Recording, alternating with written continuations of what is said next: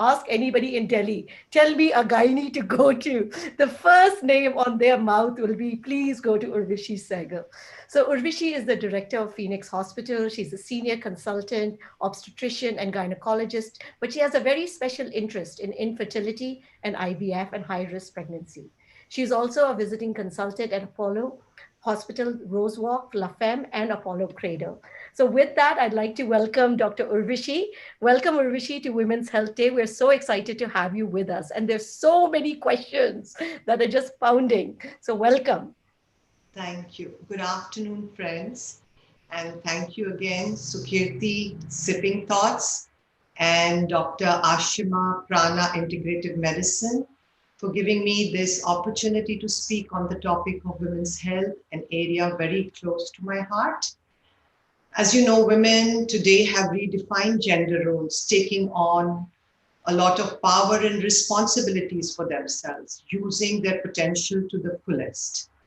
They are adept at multitasking, be it at work or at home. But in that pursuit of striking the perfect balance, many women tend to ignore their health and well-being. And their health takes a backseat. And so women health forums such as these go a long way to increase the awareness of these busy ladies to the manifold threats to their health and wellness, which vary with age and background, and to the realization that many of these conditions are preventable. So I think we can start with your questions. Well, so it is my first question, and I know I am guilty of this. So when I think about going to a gynae, and I think about even sometimes going to a health expert, we only go when there is an issue. So when should, first of all, just normal women start visiting a gynae, and what age should even we start taking our girls to visit a gynae? Right. So, of course, we all know that pregnant women go regularly to their OBGYN for their regular checkups. And then what about non-pregnant women? Non-pregnant women should go to their gynae for their routine annual health checkups. And then besides that, for other consultations when they have problems such as urinary infections, vaginal infections, abnormal uterine bleeding, pain, and maybe sometimes contraceptive advice, abnormal breast symptoms such as a lump, pain, or nipple discharge. And as far as young girls are, well, it is recommended that young girls should visit the gynae sometime around the time their periods start. They may have questions regarding menstrual hygiene, regarding, period pain or irregularity. And sometimes it's a good thing for these young girls to have a chat with the gynae to dispel certain myths about their anatomy or physiology. A lot of us feel that if you're not sexually active, you don't need to be visiting a gynae. Is that really true, or it has to be part of that annual exam? Actually, it's a good idea to visit the gynae before the initiation of sexual activity, so that many questions regarding contraception or avoiding infection, all those can be addressed, and you're more confident about then getting on with your life. And then, of course, even though you're not sexually active, there may be certain concerns about your breast health, about your menstrual health, and all those can be addressed as well. Now, there's so many exams, especially nowadays. I mean, when we look at the internet, it's just full of this test, that test. What are the basic tests that are recommended for all women? When should we start breast exams? Because the internet, some say at 20, some say at 40. So there's a lot of confusion in terms of what should we be doing at what age. Right. So there is actually a lot of controversy and lack of consensus on when and how frequently. But annual health checks for women, they do consist of general blood tests to rule out anemia, thyroid disorders, diabetes, cholesterol, deficiencies of certain vitamins and minerals, hormone imbalances, etc. So these can be done yearly. And the age to start is when you start your health checks, which is, I think 20, from the age of 20. Then there is breast screening, which includes self-breast examination that can be taught to you by your gynae, clinical breast examination done by the gynae, and also imaging like breast ultrasound and mammograms. Then the third thing is cervical cancer screening, which includes pap smears and a human papillomavirus testing. Also, uterine and ovarian pathology screening, which can be done by pelvic ultrasounds, and then bone density screening that can be done by a DEXA scan. So health checks are specific to the age of the woman and whether she's at high risk for any particular condition due to her family history or associated medical and personal history. So a general guideline would be like from age 20 to 29, do a self-breast examination monthly, post-period is the ideal time, a clinical breast examination 1 to 3 yearly to check for rule out lumps, suspicion of breast cancer, and liquid-based pap smears every 3 years to check for cervical precancer or cancer. Now in India, this age is a little higher. So in a low resource setting, we would start over the age of 30, while in a good resource setting after the age of 25. Then coming to the next age bracket, 30 to 39, again, self-breast examination and a clinical breast examination as in the earlier group, and the liquid-based pap test 3 yearly, but we add on an human papillomavirus testing if resources permit every 5 years. Then we go to the next age bracket, which is 40 to 49. Again, the clinical breast examination and the self-breast examination, but we add on the mammography yearly now. The liquid pap test 3 yearly and the HPV test 5 yearly. Coming to age 50 to 75, the clinical breast examination and the self-breast examination continue. The mammogram continues yearly, but in certain recommendations after the age of 55, it can be 2 yearly. The liquid-based pap smear and the high-risk papillomavirus testing continues 5 yearly till the age of 65, and then we stop. Then older ages from 76 to 85, it will depend on the previous health checks and their results. And after 85, screening is not recommended. For ovarian and endometrial cancers, those that are at increased risk should be screened. So it's confusing, but this is how it goes. That's why we need to consult with the doctor. But a lot of talk about this HPV vaccine.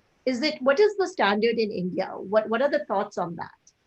It is definitely a very important vaccine, which is going to help us prevent more than 90% of cervical cancer. That is the goal. And every woman should have it, and it should be given preferably to girls between the ages of 9 to 14, because the immune reaction, the immune response is most effective at that time. And it is before initiation of sexual activity when it works the best. So 2 doses at 0 months and the second at 6 or 12 months from the first dose. After the age of 15, 3 doses are required at 0, 2, and 6, all 3 to be completed within a year. There are 3 types of vaccines. Currently in India, we have the bivalent and the quadrivalent. The 9-valent is yet to come. And we are really working towards, having complete immunization for all the women. Fantastic. Now, sexually transmitted diseases. Now, this is a taboo word. None of us want to talk about it. But as we know that more and more people are becoming sexually active. So how often do we need to be tested for STD? When do we think that there is a problem and we should go to a doctor? Because I think in this internet age, we're all in this self-medication, especially for embarrassing issues. So sexually transmitted diseases or sexually transmitted infections, as now they are known, because many times they are asymptomatic. There is no disease, but there is infection. There are many long-term implications of these infections, not only for the infected person, but for the sexual partner. They are reservoirs, these infected people are reservoirs of infection. Plus, they may suffer from pelvic pain, infertility, ectopic pregnancy. It can be transferred to babies when they are pregnant, and sometimes untreated human papillomavirus infection, which is also a sexually transmitted disease, can cause cancer not only of the cervix, but also of the mouth and throat. What So are the the signs? Are there some signs that we should be looking for, or is it just that you need to get tested? the STD panel consists of 10 diseases and which are screened. So syphilis, hepatitis A, B, C, and uh, herpes virus 1 and 2, chlamydia, gonorrhea, and HIV and HPV. So the type of HPV is the high risk type. There are certain types. There are 6 and 11, which cause warts, 16 and 18, which cause cancer of the cervix, and some other types which cause the cancers, but less often. Okay, but any signs that we notice in our body that says, okay, you know what, now I need to go to a doctor? Well, so the signs can be discharge, vaginal discharge. There can be vaginal burning. There can be itching. There can be pain in the abdomen. There can be eruptions on the genitals. But Now, so for the testing schedules that your original question was, there are three categories. One is annual screening, there is interval testing, and there is special circumstance testing. So the annual one is for anybody who's sexually active in the past 1 year and is in a monogamous relationship, has never had sexually transmitted disease testing, and always practices safe sex. And this is between in the sexually active age group till the age of 65. The interval testing, which is 3 to 6 months, is for those people who do not practice safe sex. They practice unsafe sex, they have more than one sexual partner, or their partner has more than one sexual partner, or the sexual orientation is other than straight, including bisexual. Then the special circumstance testing is all expectant mothers as part of their prenatal care. Or if you suspect that you may have an STD after a recent sexual encounter, which is followed by vaginal discharge or itching or any of those symptoms. thank you. So another question, especially a lot of highlight has been put on this, on the periods, and we know a lot of women experience a lot of pain that it's debilitating, that, you know, a lot of people say, you know, I'm okay, but some women experience extreme amount of pain. What is irregular? What is regular? I think a lot of us are now confused, and what is the best advice for managing our periods? So periods can be painful, and that can be a normal thing. So when the pain starts maybe a day prior and lasts for about 24 hours after the onset of bleeding, and it responds to regular painkillers and does not disrupt your life, that is more likely to be a normal period pain. Abnormal period pain may start before the onset of period and keep increasing as the days of the period keep increasing. So day 1 will be painful, day 2 will be even more, day 3 will be debilitating. It may be associated with very heavy bleeding and does not respond to normal painkillers, and your life, then you cannot do any normal activity. So you're completely, you just want to be in bed with a hot water bottle. So And that what is not normal. are there solutions for that too? Are there treatments or medication, or what's the advice if you do have this type of debilitating thing? So if you have debilitating pain, you have to first find out the cause and rule out the causes of severe period pain, of which endometriosis, where blood collects around the ovaries and around the outside of the uterus and causing inflammation and cysts, and this sort of severe debilitating pain. So this has to be ruled out. And if this is a cause, then of course it has to be treated. Fantastic. Thank you for explaining that, because there is a lot of confusion. Now, the next question, I think this is something that nobody tells us. We all know that we have a vagina. We've kind of become comfortable even saying the word. But how should we actually take care of our vagina? Is there a cleaning protocol? Is there something that we should be doing? Nobody tells us that, you know what, this is actually how you take care of your vagina or your private parts. So interestingly, the vagina is like a self-cleaning oven. It does not require cleaning. In fact, if it is over-cleaned, it causes a lot of infections. However, to prevent infections, it's very important to pay attention to wearing clean undergarments, cotton undergarments, keeping them clean and dry. If you're wearing sanitary pads, change them frequently. But avoid panty liners, like some girls are always in panty liners. That is not healthy.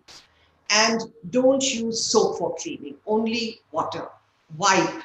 And the direction for wiping, of course, is important, from front to back, not the other way around, because bacteria from the stool, the anal area, can come into the vagina. No perfumes, no talcum. And after intercourse, of course, clean with water, but also practice safe sex. And of course, douching is a big no-no. Okay. That was going to be my next question. Now, all of us maybe experience some kind of vaginal discharge. Is it normal, or any time that we experience it, we should be worried? Vaginal, there are two types of vaginal discharge, the normal physiological and then the abnormal, which is infection related.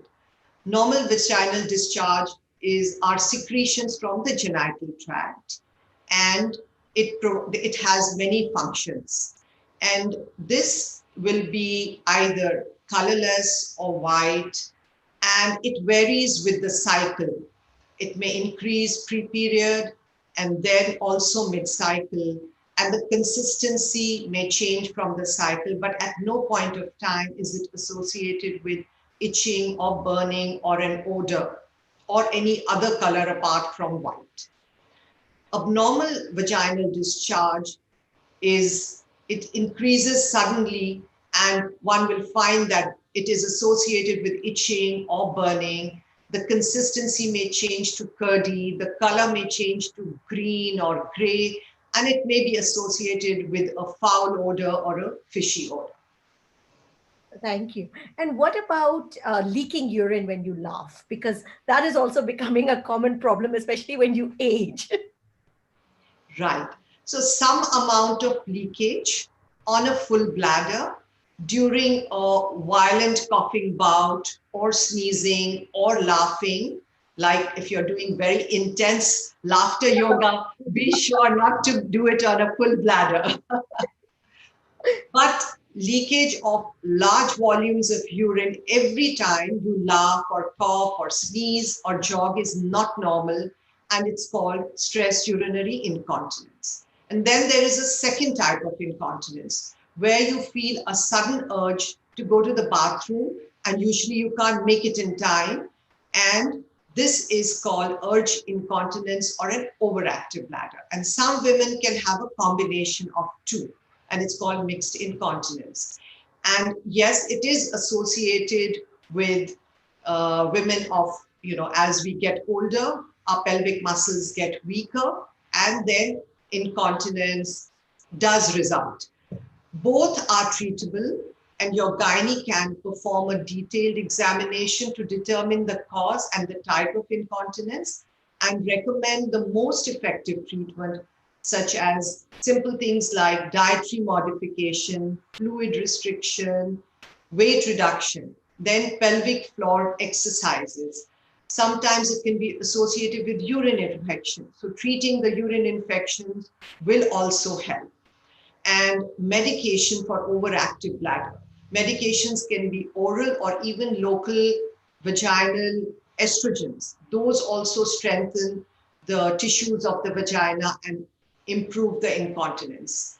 Stress urinary incontinence will generally need a procedure like a pelvic sling, and medications generally will not work. But it is completely treatable, and women do not have to go through embarrassment of a leaking bladder.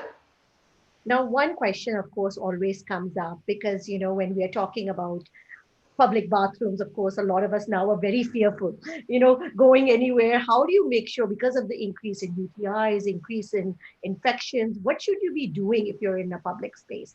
I mean, I know there are lots of solutions that are coming up, but as a gynae, what do you recommend?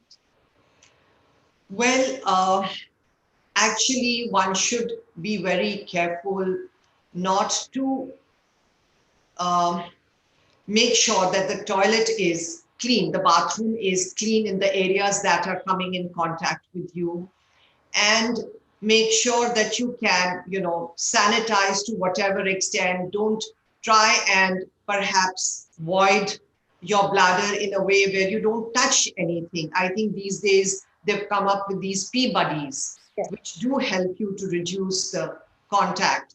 And of course, as far as possible, try and avoid using public loos. Now, two questions that always come up. I think one is about menopause, and a lot of women, especially in their 40s, 30s, everything is, can we prepare earlier? So how do we, a lot of people do suffer through menopause. A lot of people want to plan so that they don't suffer through menopause. What can we do? Yes, you're right. You do not have to suffer through menopause. And this is an area where your gynae can really help. There are a variety of symptoms that can totally disrupt your life at times. Like you can have debilitating hot flashes. You can have mood swings that make you and people around you miserable. Weight gain and memory issues, sleep problems, vaginal dryness, which can reduce your libido, make intercourse really help.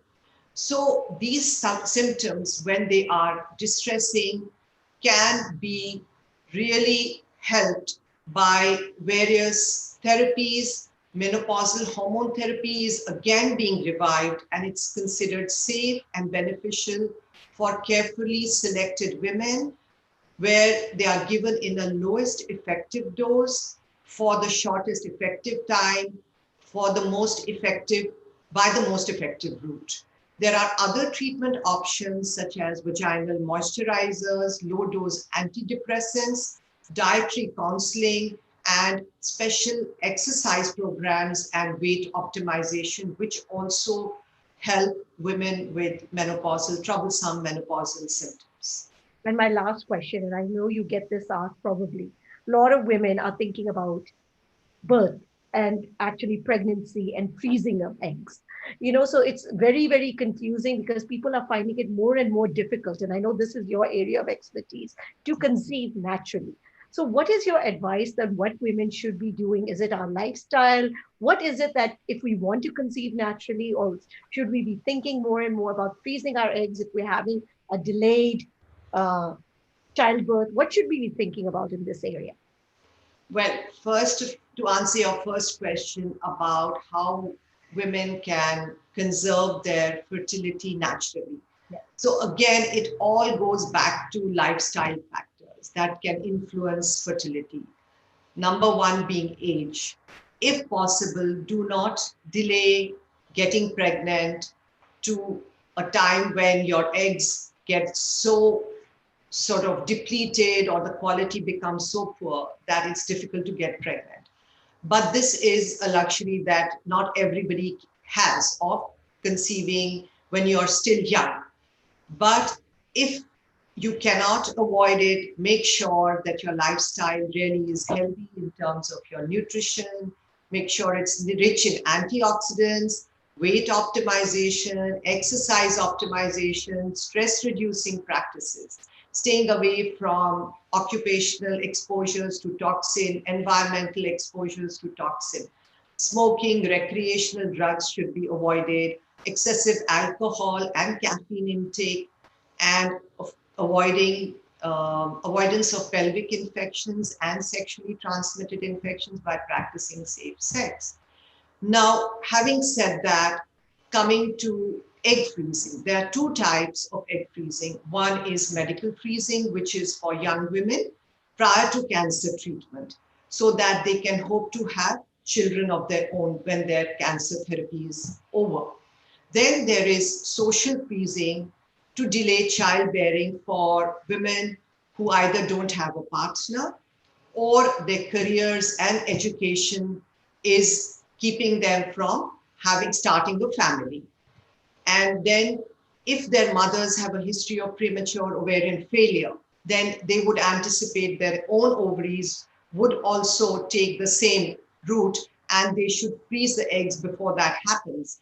There are certain conditions like endometriosis where the ovaries, the quality of the eggs deplete with the disease progression of the disease. Now, if women know that these kind of factors are going to be impacting their fertility and they don't have a partner, they cannot get pregnant right away, and they are getting over 34 years, then egg freezing is a good option and should be considered. Thank you. Thank you for clarifying that for us. So I know there's so many questions and we always run out of time, but any closing tips that you have for the women that have joined us today? Yes. So now, of course, we all know that women's health is of paramount importance, not only for yourself and your family, but for your country and the whole world. And many women fall into this category of a superwoman syndrome, taking care of everything and everyone, and your own health is kept on the back burner and ignored. But the fact of the matter is that a healthy me is actually in a better position to provide care for everything and everyone that is most important to the multitasking goddesses, which is the natural outcome of making your own health care a top priority. And so, what do you have to do? Be sure to inculcate a healthy lifestyle, be it diet, exercise, weight management, stress management, giving up smoking and unhealthy habits, and getting enough sleep. And I think adding laughter yoga after today's session. So make that change today. Also, talk to your gyne about recommended health screenings based on your age, medical history, and family history. Whether it's screening for women's specific issues such as pelvic examinations and pap smears, or breast issues and mammography, or more general issues such as bone density and osteoporosis screening. And not to forget your blood tests to rule out anemia, other deficiencies, thyroid disorders, hormonal imbalances, diabetes, cholesterol. And last but not the least, for women also, monitoring blood pressure and heart health. So, Thank you, though. But I love the reminder that, listen, the first thing is the healthy me. It starts with me. And I need to start focusing yeah, back on not only everybody, but also taking care of my health. yeah, Well, and early detection increases the chance of achieving a cure. So we can continue to do all the good work for a long, long time if we are healthy. Yeah. thank you. Thank you, Dr. Urvashi, for joining us and sharing your thoughts. It was absolutely, absolutely necessary, especially as we start the new year. And I hope it gave a lot of insight to our viewers. Thank you once again for Thank joining. you so much, Dr. Urvashi Sehgal. That was indeed a very, very informative and helpful session. And I'm sure all our viewers have benefited.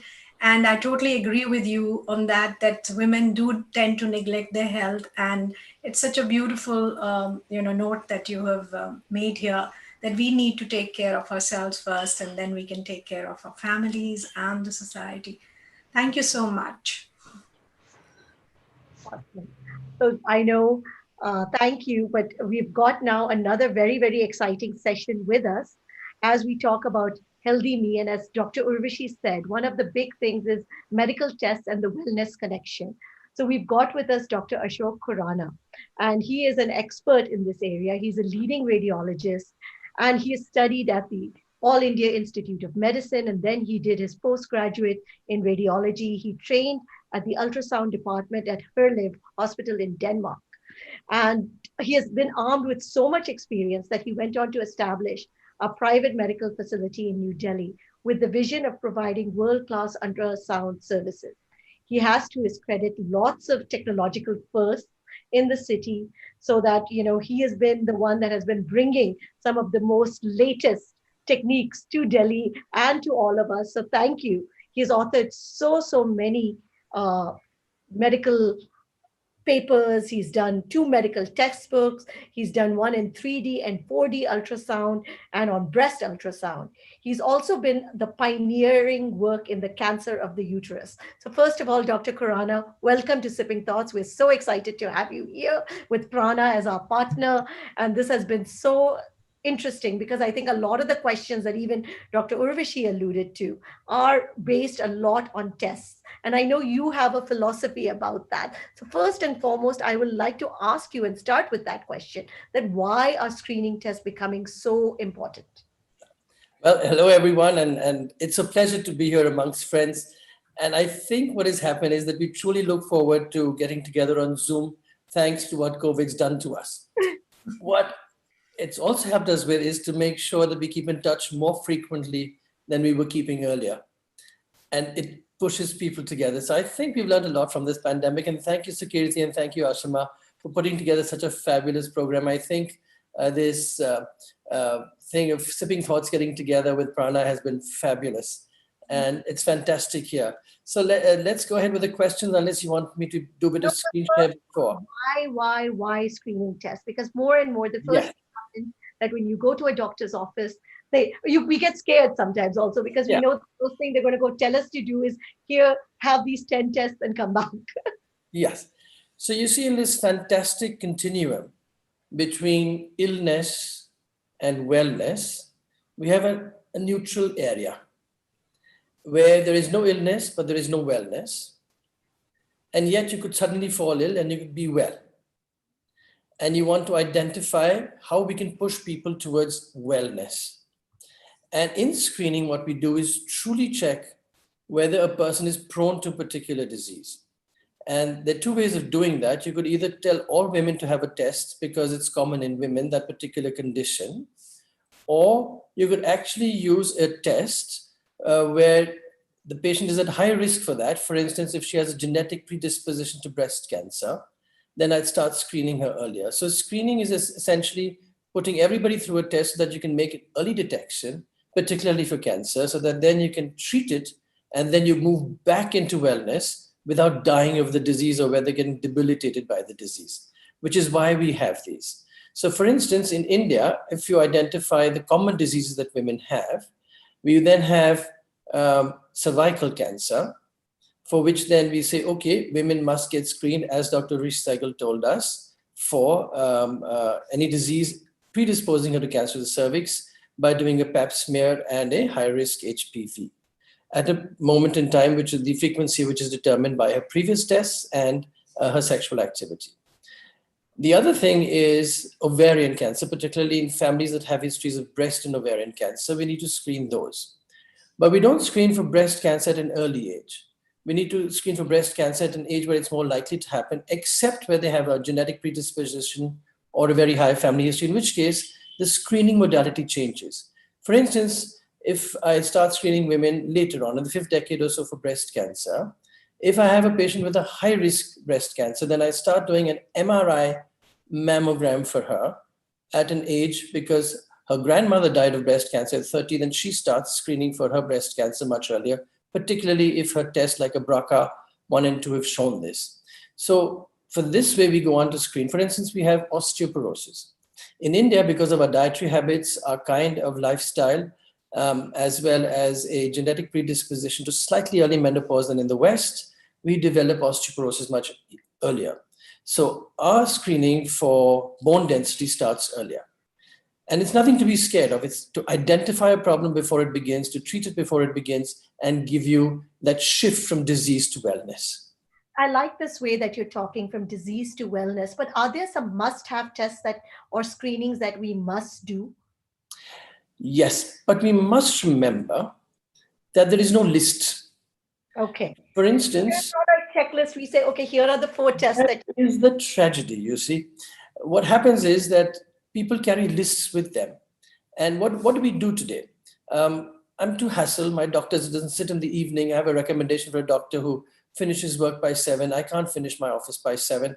I go to Google and I look at it and it says breast panel, metabolic panel, diabetes panel, liver panel, well woman panel, doctor's consultation free depending on package, and all body tests at rupees 1499. That makes no sense in any civilization in the world.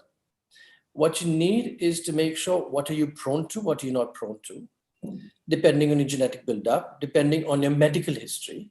You need a good physical examination by the doctor about once a year maybe, and more and less frequently in younger people, more frequently in older individuals.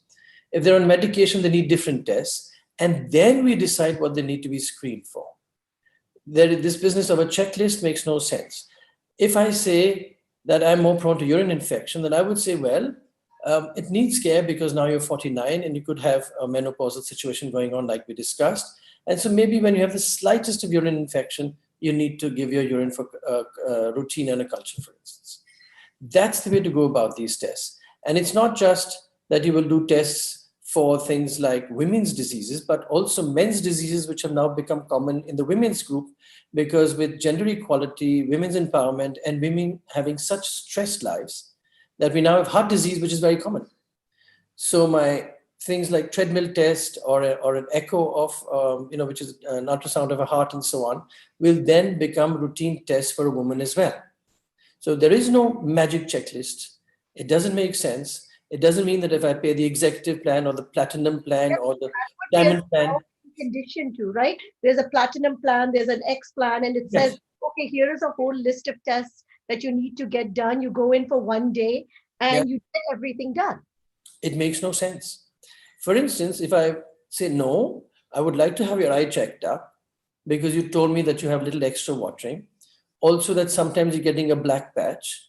You've also told me that there was one reading when you had an accident and you went for a bandage to the hospital and they gave you a tetanus injection, that the blood pressure recorded was high. Then my whole plan changes. So it has to be individualized. There is no mass production of human health. There is no assembly line approach to human health. Now, another question that is coming up, especially because some of these tests are becoming, what would I say, in vogue, especially now you mentioned it also, the genetic test. It is becoming a very in vogue thing to say, okay, let me go and get a genetic test done and I will understand all the diseases that possibly I might be prone to. Yeah. In vogue also produces a lot of anxiety. For instance, when our good friend decided that she'll get rid of both her breasts because she was genetically prone to it, and she didn't think she'd ever want to feed her babies, then she just went and got both breasts removed and said, okay, this is it. Now, that is certainly not something you'd like to do. We don't chop off human organs just like that, because in every surgery there is a risk. And that risk of surgery and anesthesia might actually outweigh the risk of cancer of that organ. So what you need is a consultation with a qualified and experienced person to guide you on what should be done best for you. That's the way it works. Now, who is that person? Because I think, again, like I said, we are now confused because of these packages and everything. And people say, okay, preventive health means getting everything done. So who is this person? Is it your general physician? Who is that person that says to you, okay, let me tell you, this is what you need? Because we don't have that relationship anymore with that doctor. Now, the interesting thing is that you could have a completely normal preventive health check with 152 blood tests, and you might have a disease that doesn't show up. You could have 25 blood tests that are abnormal, but they don't need treatment. Those are normal variations. And all we need is follow-up and maybe a minor lifestyle change. So then how do you handle this? It has to be with a visit to a family physician, or if women are more comfortable with a gynecologist, to them. And in some countries, we've now started having people who can actually support you and guide you through your health requirements because they're familiar with this. So they're sort of like health tourist guides, not to send you from one country to the other, but actually guide you through tests. That's the way to go about it. Without that central person, who typically should be either a family physician or a specialist in internal medicine with associated specialties. So you do need an ear checkup. Or you say, okay, sometimes I have this ringing in my ears, or I feel a little unstable when I walk. You will need that person to check you out. That is the way to go about it. No shortcut. The tragedy with our nation is that we have enough time to spend at weddings and family ceremonies, and we have no time for ourselves. If I am going to be attending 7 functions for somebody's wedding, please spare that one day in the year to visit a physician, give him your history, choose somebody who you know gives time, and visit that person and say, okay, what do you think my test should be, and what other checkups do I need? That's the way to understand your system, get them to explain your system, and then they will guide you to a dietary specialist in case you need one. They will guide you to what your exercise program should be, and so on. And we've dispensed with the family physician because we thought that the family physician was no good. I was going to say, I think most of us don't have a family physician. The tragedy is we did not respect that. And so we've lost the family physician in this country. And then the government doesn't respect the family physician either. So now we'll have to go to somebody who's not familiar with modern medicine and will then have to make a list.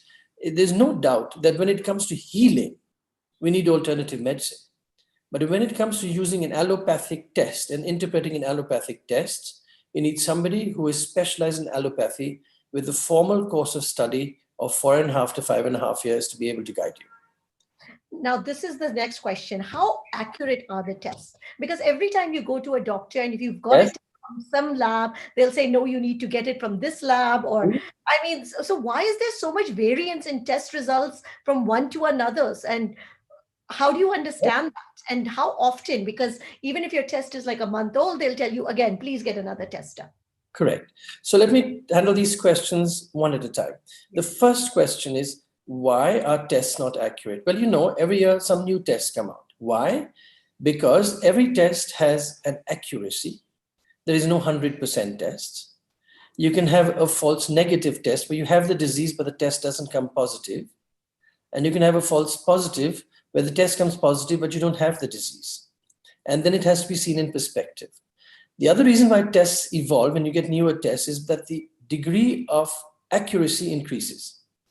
Now, when technology changes, older technology becomes cheaper, just like your smartphone. And therefore, somebody throws a cheaper package at you and you pick it up, not realizing that this is the biggest mess you're putting yourself through, which is tragic. So what you need to do is to realize that you cannot cut costs in this. It's not that I would reduce the number of dishes at the wedding from 105 to 74, and therefore I will have golden package, but it still looks good. You can have fewer tests, but more expensive tests and get more information. And there's a whole bunch of useless tests. Then there's a borderline situation because all of this is based on statistics where you arrange people from 0 to 100, and it is presumed that everyone below 5 has a low level and everybody above 95 has a high level. So if, for instance, my cholesterol was high and it was on the 96th centile, but I'm 93 years old and I've been disease-free, then I don't need to do anything about it. And if I'm 22 years old and I have an abnormal lipid profile, I certainly need to do something about it. And that's not medication I need. I need to get my life in order. I need to walk. I need to eat right. I need to sleep right. I need to think right. And I need my friends right. Very well said. You're an expert in fertility, and fertility is becoming a big, big, big issue. Yes.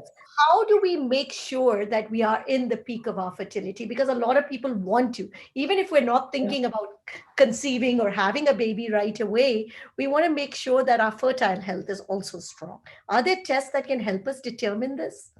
Yes, but before we have tests to determine anything, you have to make sure that you have intercourse. It's becoming a very infrequent thing these days. If you're not having intercourse, you're not going to have babies. And the first thing is to develop a relationship, develop a lifestyle that puts people together so that they can sleep together at some time of the day when they're not working, or some time of the night when they're not working, and that's the way to get pregnant. Most of the times, it's not a medical fertility problem. And then in terms of your fertility, you have to make lifestyle changes. You have to sleep when the body sleeps. The body has a rhythm, a circadian rhythm, where hormones change hour to hour, night to day. So if my body and the human body is supposed to repair itself between 10 p.m. and 6 a.m., I should jolly well be sleeping most of that time. The other thing is, if you've got everything in order, then is there something that tells me that I'm likely to conceive or not likely to conceive? Excuse me.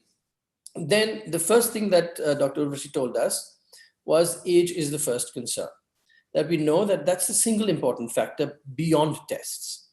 When it comes to the tests, actually, there's an interesting test that correlates with the amount of active good eggs in your ovaries, and that's called the serum anti-Müllerian hormone, AMH. And it's the most sensitive test we have so far, and we combine that with the number of eggs we see in the ovary on day 2 or day 3 of the cycle. And then we have a score. And if that score is good, you're very likely to manage to conceive on your own. And then remember that equally important from your health point of view is your partner's health point of view. I said, well, if your partner doesn't have good health, then there's no point. So if your partner is smoking, drinking, making merry, having multiple partners and getting infected all the time, it makes more sense. So you need to test the partner, you need to test yourself, and you need to chill, because most people will get pregnant without seeing their doctor at any stage of their lives, provided they're not too old. And then, of course, there are foods that improve things, and you get guidance on that. Dr. Khurana, what is too old? Because I know we've had that question being asked, that what is too old these days? Because this is also shifting. That's true. We have a condition which we call ovarian insufficiency. We used to call it ovarian failure. That's not a good word, because anybody can ovulate anytime, even when you're 50 years old. That means you can produce an egg. But there are a lot of girls who are having ovarian failure that is very early, like in their teens. And there are many who are having ovarian failure in their 20s and early 30s. That's a problem and not easily reversible. But if we test for immune conditions, then you can improve that also. And then the other thing is that, look, you have to make sure that at any stage in this whole story, make sure that you visit your doctor on a regular basis, because without that, you're missing out. You have to make sure that you visit someone who keeps your head on your shoulder on a regular basis, whether it's a psychologist, a psychiatrist, a friend, someone in the wellness area, and whether you take a nice little wellness holiday for yourself is up to you. How old is too old is never measured on the number of eggs you produce. How old is too old is whether you're psychologically able to handle a pregnancy when you get older, or your chance of dying before your child is grown up enough to be on its own without you. So if somebody at 52 is trying to conceive, there is that little bit of a chance that she may not be alive when that child is finishing school. And if the male partner is older, that would be a greater tragedy. Or if there is no male partner, that would be tragic. Therefore, we try and restrict ourselves on not encouraging pregnancies beyond the mid-40s. Fantastic. Thank you. Another big question that comes up, there's a whole slew of at-home test, at-home this, at-home diagnosis. So, yes, how accurate are those? If you get a positive on those and you don't have a medical perspective, the anxiety can kill you and cause disease. So I don't think at-home tests are nice beyond a pregnancy test. A pregnancy test is nice. You need to act on it. And so an at-home pregnancy test is wonderful, but that's not a wellness test most of the time. It's a happiness test most of the time. So what we really need to do is to discourage at-home tests, apart from the fact that in a situation like COVID, where we have a technician who comes with full shield and full paraphernalia and takes your blood test. But again, you don't self-read your test results. That is tragic. You need someone with a background in medical sciences to do that. That's extremely important. Do not interpret your own test results. You could be doing things the wrong way. For instance, I keep thinking, oh my God, my high density lipoprotein, the HDL is going higher and higher. I mean, that's terrible. No, it's not, because those are good fats. And therefore, a high level doesn't matter. On the other hand, if you say, oh, my sodium, which causes high blood pressure, is going lower and lower, that's not good, because then you could die of a low sodium. So never self-read tests. Yes, And then we always do this, whomever we go to, including, the first thing that happens when the report comes back is you go on to Google and say, okay, what are the normal parameters? What does the abnormal parameter mean? Yes. But what is worse is when you ask the salesperson at the collection center of that lab, Am I okay? am I okay? Are these tests okay? Do I need to do anything? And that salesperson says, no, you should take low dose aspirin because your cholesterol is a little high, and you take a statin as well. And the tragedy is that we can buy this over the counter. Fantastic. So we've got ourselves. I am guilty. So as mentioned, the first thing happens when they email that report to you. I think I look for all the abnormalities and then go to Google and say, okay. You need to take time for yourself and say, I will go and sit with the right person. I will enter an institution or a hospital or a clinic where there are specialists if necessary, but a good family physician and people to guide me through my exercise, people to guide me through my thinking, and people to guide me through my eating. You get that right, and you're sorted.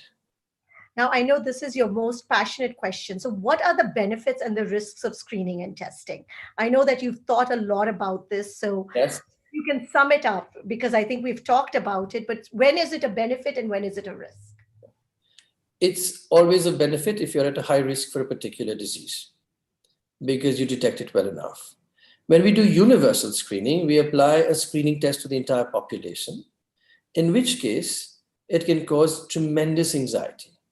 For instance, if I have my breast cancer, coming back to it, and my BRCA1, BRCA2 positive, then I must realize that I have a high chance of ovarian cancer and breast cancer. Does that mean that I will therefore I will throw my ovaries out at the age of 20 and a half and throw my breast out and buy eggs from the market, buy uterus from the market, and buy breasts from the market? Of course not. It induces incorrect action and anxiety. You will then tune yourself and get guidance from a professional who will tell you that, look, we encourage you to have a baby as soon as possible, and then we will think what happens.